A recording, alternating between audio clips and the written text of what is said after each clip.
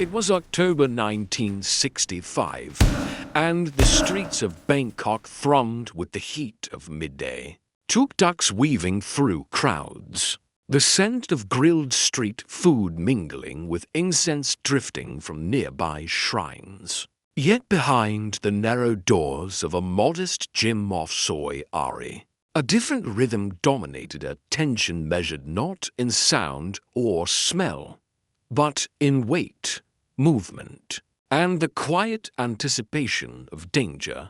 Bruce Lee, then 32, had begun attracting international attention. His reputation in Hong Kong and across martial arts circles was growing. His style fast, precise, and unpredictable challenged conventional expectations. Yet many in Thailand regarded him as too small to be taken seriously. At roughly 5 feet 7 inches and 140 pounds, Bruce faced a deep cultural skepticism. Here, the value of size, reach, and endurance often outweighed the subtlety of technique. Critics dismissed him as theatrical, flashy, and untested in the arena of true physical confrontation. 7 men were present in the gym that afternoon. Among them, Somchai Lertwong, a semi-named witness and local martial arts trainer, would later recall the tension. "I had seen many fighters in the Bangkok rings," he said decades later, "but Bruce, you could feel he carried a different energy. He moved carefully, eyes scanning. Yet his small frame made some of us doubt whether he could handle a fighter with real size." Somchai's words reflected the dual stakes in the room. Curiosity tempered by genuine apprehension. The gym itself was a confined space, roughly 20 feet by 12. Wooden floorboards worn from years of Muay Thai practice. The low ceilings limited overhead movement. The walls bore marks from kicks, elbows, and splintered boards. Lighting was minimal. A single bulb casting harsh shadows that clung to corners. There was no mat, no padding. Every fall, every misstep could leave bruises or worse. In such a space, technique was inseparable from survival. Bruce's visit to Bangkok was not for exhibition or filming. He had come to study local fighting styles, test his own limits, and confront practical challenges in real conditions. His objective was not to perform, but to engage, to see whether precision, timing, and redirection could contend with raw size and power. The stakes were both physical and psychological. Bruce had to reconcile the possibility of injury, miscalculation, and the moral weight of his own strength. The witnesses, largely students and local fighters, were acutely aware of this. They observed micro-adjustments, the subtle lean of Bruce's torso, the pivot of his feet, the coiling of his hips before a step. Every shift was a test, not a flourish. Somchai recalled the moment vividly. You could hear the floorboards respond. Every inch Bruce moved, the tension increased. You sensed it wasn't just skill, it was calculation under pressure.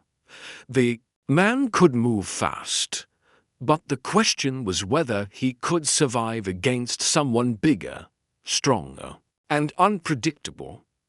By the time the challenge arrived, the room's psychological temperature had already peaked. Bruce was no longer just a visiting instructor. He was a participant in a private crucible, where skill, size, and morality would collide. Every observer understood that the next moments could result in minor injury or a sudden, lasting reminder of how quickly control could shift to chaos. In that confined, dusty gym, Bruce would face the first measure of real danger, and the witnesses would see him not as legend, but as a man navigating the fragile edge between survival and harm. The man known to the witnesses as Sonchai Fan was impossible to ignore. Standing over 6 feet tall and weighing roughly 135 pounds, he carried the quiet menace of a fighter forged in the streets and rings of Bangkok. His skin bore the faint, jagged traces of previous bouts, scars along his forearms, small crescent-shaped bruises on his shins, a silent map of experience that spoke to both skill and real danger. These marks were not theatrical. They were the remnants of strikes that had landed in uncontrolled, high-stakes environments. Sonchai single quotes S reputation preceded him. He was a Muay Thai practitioner, trained from adolescence in the traditional art, but also seasoned through informal street bouts and underground competitions. His strikes were precise yet brutal. His clinches delivered leverage and force simultaneously. Unlike performers who relied on choreography, Sonchai's body instinctively registered the smallest shift in balance, the micro-rotation of a hip, or the subtlest change in stance. He had toppled men heavier than himself and crushed smaller opponents in seconds. In every aspect, he was a credible threat. Victor Lin, a martial artist who had trained with Bruce and observed Sonchai on prior occasions, described the man later. He didn't need to shout or posture. You could feel the force in the room. Before he even moved, one wrong step and a full shoulder or knee could send someone crashing into the floor. He was mass and momentum, not spectacle. What made Sonchai truly dangerous, the witnesses agreed, was unpredictability. He did not telegraph attacks, even when feinting. His body weight and balance carried latent energy that could snap into real damage. His style contrasted sharply with Bruce's. One relied on redirection and timing, the other on coiled power and explosive mass.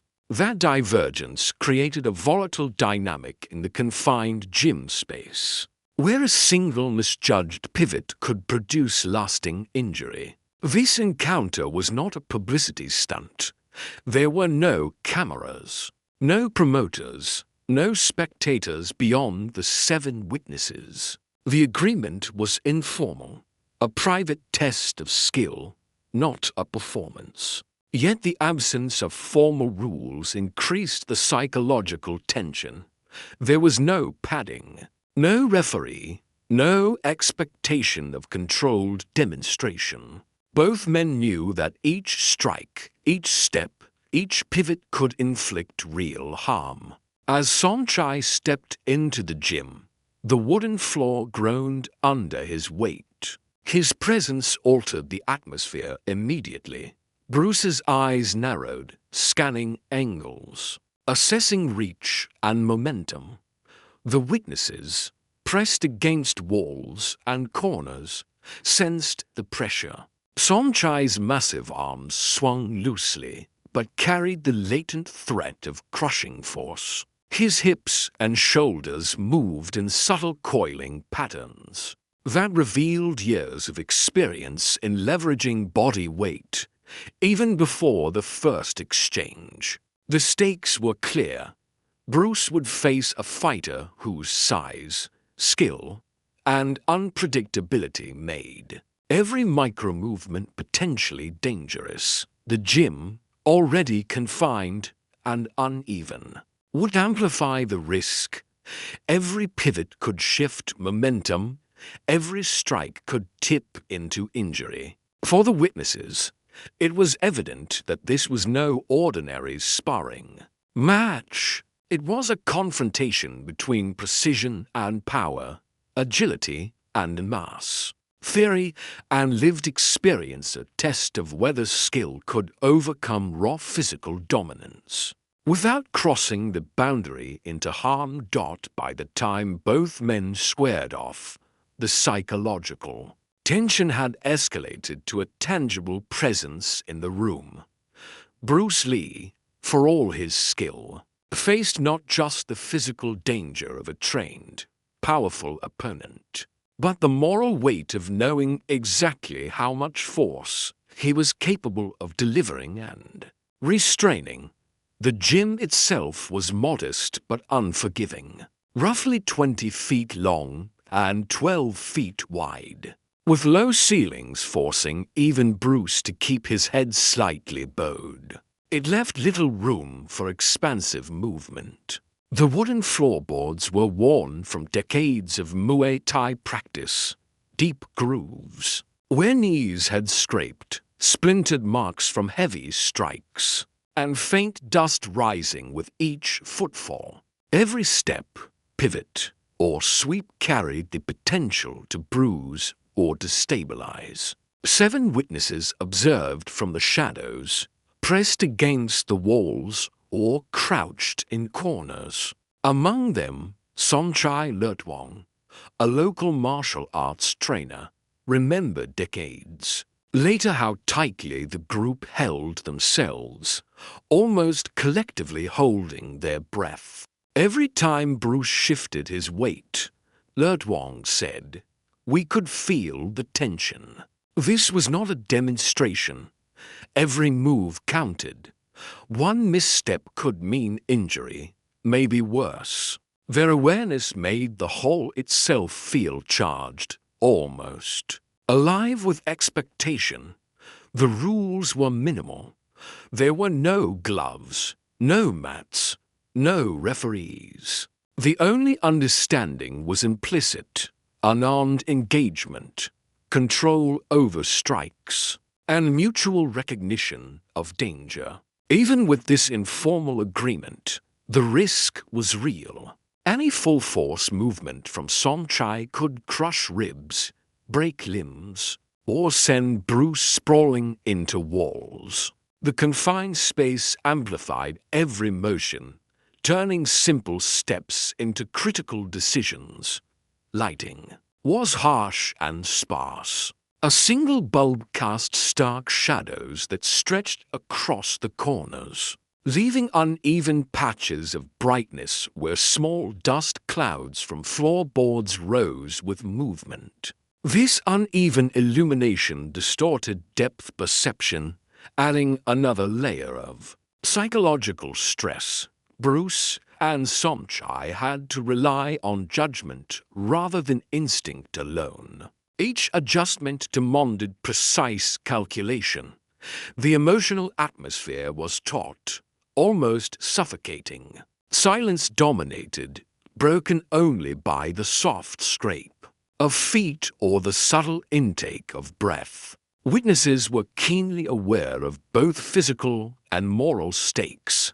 Bruce could inflict serious harm, and every decision when to strike, when to redirect, when to retreat carried consequence. Sonchai's massive frame seemed to press against the walls, forcing Bruce to remain alert to distance, weight distribution, and angles of leverage. Even before the first strike, the psychological pressure was intense. The confined hall, combined with the physical threat posed by Sonchai and the watchful eyes of the witnesses, created a crucible in which error could not be ignored. Bruce's movements were measured, subtle adjustments of torso, shoulders, and hips calculating not just the mechanics of defense, but the potential impact of each choice. By the time both men faced each other, the conditions themselves had escalated stakes. Every inch of space mattered, every board and corner amplified danger, and every subtle shift in posture carried moral weight. For the witnesses, it was clear, this was a confrontation where skill alone might not suffice. where judgment, control, and awareness were as crucial as speed or technique.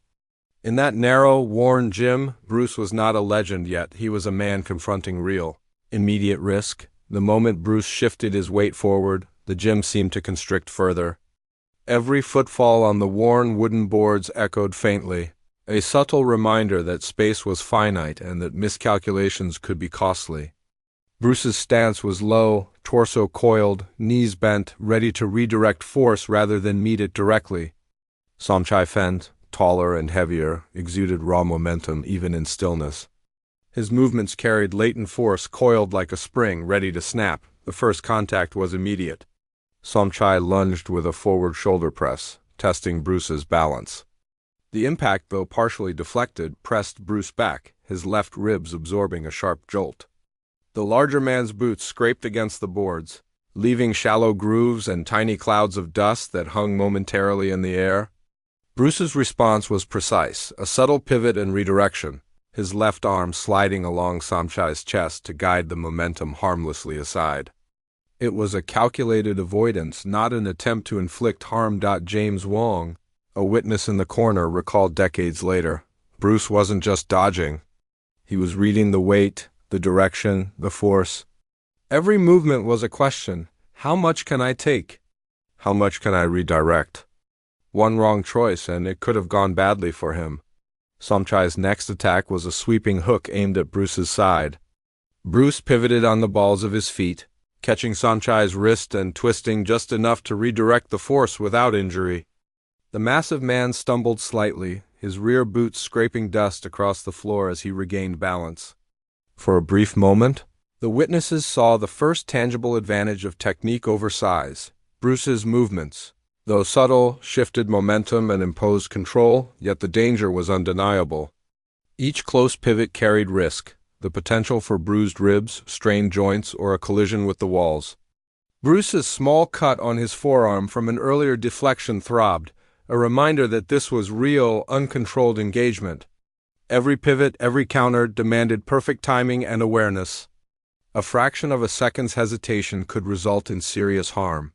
The psychological stakes grew with each exchange. Somchai's presence was oppressive. His strikes carried weight and authority that threatened to overwhelm Bruce, yet the smaller man's precision forced the larger fighter to adjust constantly, momentarily losing some advantage in raw momentum.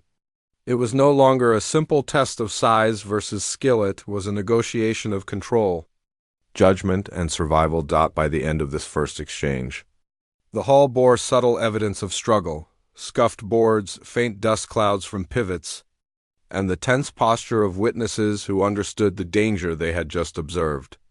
Bruce had avoided injury beyond minor cuts and bruises, but the encounter had already proven that he was facing a formidable opponent capable of inflicting real harm. Every observer understood the implications. Bruce could survive, but only if his mind remained sharper than Somchai's strength. Skill alone was insufficient. Judgment, timing, and awareness of the physical and moral stakes had become as critical as his fists or pivots. The first exchange ended without catastrophic injury, but it set the stage for the confrontation to escalate into true danger. By now, the confined gym had become a crucible. Every movement carried consequence. Bruce's body was no longer responding purely to strategy. It registered pain. A sharp bruise throbbed along his left ribs from Somchai's earlier shoulder press, and a shallow cut along his forearm stung with each pivot. The wooden floor, scuffed and uneven, added to the peril. One misstep could send either fighter crashing into a wall. Twisting an ankle or worse, Somchai pressed forward relentlessly. His weight and reach threatened to overwhelm, each strike carrying latent danger. He attempted a low sweep to destabilize Bruce, the movement heavy and precise. Bruce shifted, catching the attacker's leg mid-motion and redirecting the force with a calculated twist of his wrist and rotation of his hips. The larger man stumbled, boots scraping against the worn boards, but remained on his feet. The encounter had escalated beyond testing. It had become real combat, where skill, strength, and judgment collided. Victor Lin, who observed from the corner, recalled decades later, "You could see the fear in Bruce, subtle but there. He knew Somchai could hurt him badly, even in a confined space, but that fear sharpened his calculation. Every move became precise. Every strike had a limit. The moral stakes were as high as the physical. Bruce could have struck with full force and ended the confrontation decisively. A single elbow or pivot could have inflicted serious injury, potentially breaking a rib or joint. But he chose control over destruction, absorbing and redirecting energy without causing lasting harm. Each decision weighed heavily. Each moment a balance between survival and ethical restraint. At one point, Somchai drove a shoulder strike into Bruce's torso. The impact jarred his spine and pain lanced along the ribs. A flicker of instinctive fear passed across Bruce's face. In that instant he was aware of both the opportunity and the danger. He could counter with devastating force, but the consequences would be severe. Instead, he pivoted, redirecting Somchai off balance, guiding him away from walls and minimizing risk. The choice was conscious, a careful negotiation between physical potential and moral responsibility. The witnesses felt the tension acutely. Every shift, every redirection, every micro-step was laden with meaning. They saw Bruce wrestling not only with Somchai's mass and momentum, but with his own capacity for harm. The psychological weight was palpable. The question was not whether Bruce could dominate, but whether he could survive while remaining morally intact. By the end of the escalation, the hall bore the marks of the struggle. Dust clouds rose from pivots, floorboards were scuffed, minor bruises and cuts were visible on both fighters. Bruce had faced real danger, absorbed impact, and yet maintained precise control. Somchai, momentarily destabilized but still imposing, acknowledged the skill of the smaller man. The psychological and physical crucible had been tested, revealing the delicate balance between force, skill, and ethical restraint. The encounter left an indelible mark on witnesses and participants alike. They recognized that mastery of martial skill was inseparable from mastery of judgment, the ability to choose not only how to act, but how much damage to allow. In that narrow, scuffed gym in Bangkok, Bruce Lee had not only survived the force of a larger, experienced opponent, but had demonstrated the complex interplay of skill, morality, and human vulnerability. When the final pivot and subtle redirection ended, the gym fell into a weighty silence. Somchai Fan, breathing heavily, massive frame still tense, took a cautious step back. Bruce, chest heaving, sweat streaking his face, lowered his arms slowly. The faint metallic scent of blood from small cuts mingled with dust and the earthy tang of the wooden floor. No words were exchanged. The action had said everything. Long-term consequences were subtle but profound. Bruce's understanding of applied force and control deepened, reinforcing a principle he would carry for life. Skill alone was insufficient. Judgment, timing, and moral restraint were as essential as speed or technique. This confrontation, private and intense, demonstrated that precision could neutralize raw size, but only if the smaller man maintained discipline under real threat. James Wong, a witness in the corner that day, reflected decades later. You could see Bruce weigh every microsecond. He understood he could hurt Somchai badly, but he chose not to. That choice, the restraint under pressure, was more dangerous than any punch. That's what I remember most. Somchai, for his part, recognized the rare precision of his opponent. Though larger, stronger, and trained in traditional Muay Thai, he had been outmaneuvered repeatedly not by theatrics but by deliberate, controlled application of skill. In private, he admitted that Bruce had forced him to adjust instinctively, revealing the limits of mass and the subtle superiority of timing and leverage. The 7 witnesses carried the memory for decades. Each scuff on the floor, every dust cloud from a pivot, the faint bruises and cuts, all were tangible markers of the confrontation. The tension they experienced, the knowledge that a single misjudgment could have ended in serious injury, remained vivid in their recollection. For them, Bruce was no longer merely a visiting instructor or a promising martial artist. He was a man tested under pressure, navigating danger with both skill and conscience. For Bruce, the encounter reinforced a critical truth.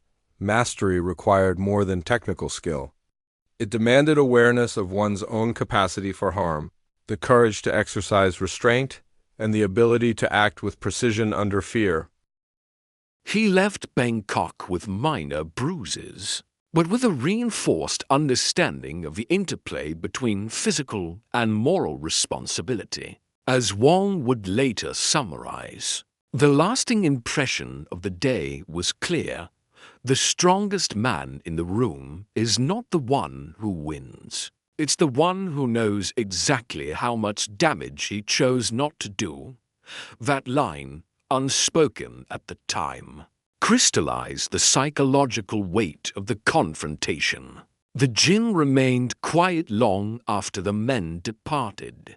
Bruce walked into the Bangkok streets, small in stature, but vast in awareness. No one outside would ever know what had occurred in that dusty hall. Yet the echoes, the shifting weight, the subtle scrapes, the suspended tension endured in the minds of those present. A testament to a man who faced real danger and left intact not only his body, but the moral measure of his own force.